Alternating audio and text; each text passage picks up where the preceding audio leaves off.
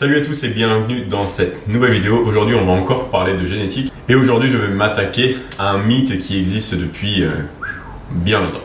Donc dans cette vidéo aujourd'hui je vais avoir deux exemples de sujets mais qui vont se rejoindre. En premier lieu, je vais m'attaquer à la natation et au fameux dos large. Est-ce que la natation donne le dos large comme on l'a entendu à peu près partout? Et est-ce que les mouvements type soulevé de terre, épaulé jeté, etc. donnent une taille large? Parce que qui n'a pas entendu quand il était petit qu'il fallait faire de la natation pour s'élargir, pour avoir un dos un peu plus large? Et qui n'a pas entendu que le soulevé de terre épaississait la taille? Donc dans cette vidéo, on va voir pourquoi, comment est arrivé ce mythe et qu'est-ce qui fait que effectivement quand vous tapez natation ou nageur ou alors crossfitter ou powerlifter dans Google, vous tombez toujours sur des profils avec soit un dos large en natation, soit un tronc super épais pour les crossfitters, bodybuilders, etc. La vérité est que les nageurs sont nageurs parce qu'ils ont un dos large. Et les nageurs que vous voyez dans Google, donc les champions du monde, ont obtenu en partie ce titre grâce à leur structure, grâce à ce fameux dos large et ces fameux pectoraux longs. Également, pour les powerlifters, les strongman et plus récemment les crossfitters, ils sont crossfitters parce qu'ils ont un tronc épais et ils n'ont pas obtenu un tronc épais parce qu'ils ont fait du crossfit, alias du soulevé de terre, des épaulés jetés, etc. Une fois de plus, on est pour devenir champion dans une discipline. Ces champions de crossfit, ces powerlifters, ces strongman, ils sont nés avec un tronc épais, ce qui a fait qu'ils ont eu des prédispositions pour tous les mouvements corps, donc gainage, tels que les squats, les soulevés de terre, les épaulés jetés, etc. Pareillement pour les nageurs, ils sont nés pour devenir champions du 100 mètres, crawl, nage ou autre, de par leur structure. Donc bien évidemment, je ne m'attaque pas au travail des champions du monde parce que de toute façon, tout le monde travaille dur, on le sait, mais ces gens-là sont nés avec une prédisposition pour devenir champions. Ils sont nés champions du monde, ils sont nés pour devenir champions du monde. Donc non, le soulevé de terre n'épaissit pas la taille, non, la natation n'élargit pas le dos, ce sont des facteurs génétiques, vous avez ça à votre naissance et ces facteurs vont faire en sorte que vous allez vous démarquer des autres dans une discipline.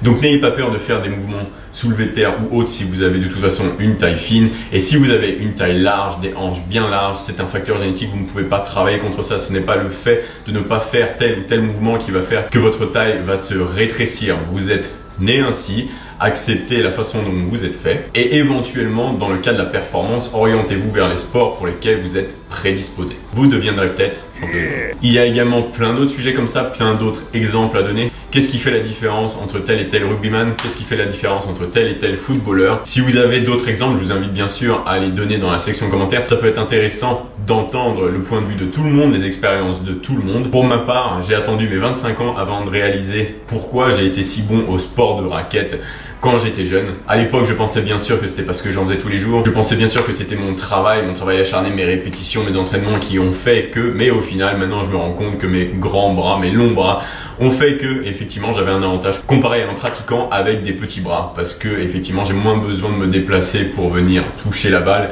qu'une autre personne. On pourrait dire la même chose, bien sûr, pour le basket, hein. Le basket, ça fait pas grandir. Il faut être grand pour faire du basket à haut niveau, une fois de plus, je précise.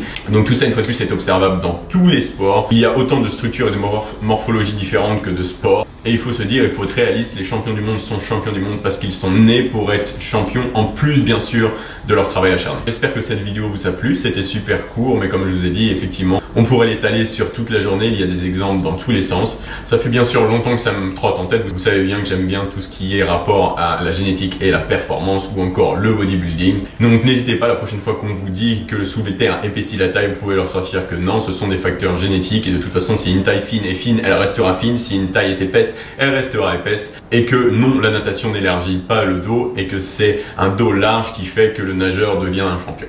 Voilà, merci à tous d'avoir visionné cette vidéo, j'espère qu'elle vous a plu, c'était bref et effectivement il y a beaucoup de choses à dire, on pourrait s'étaler sur toute la journée mais je sais que vous restez avec moi environ 5 minutes sur YouTube. Et à nouveau, si vous avez d'autres exemples, si vous voulez partager votre expérience, c'est en commentaire que ça se passe. Si vous avez aimé la vidéo, bien sûr, je vous invite à la liker, à la partager à des potes qui ont encore des idées reçues et bien sûr à vous abonner pour voir toutes les prochaines vidéos génétiques ou pratiques en musculation. Et moi je vous dis bien sûr à bientôt pour une prochaine vidéo.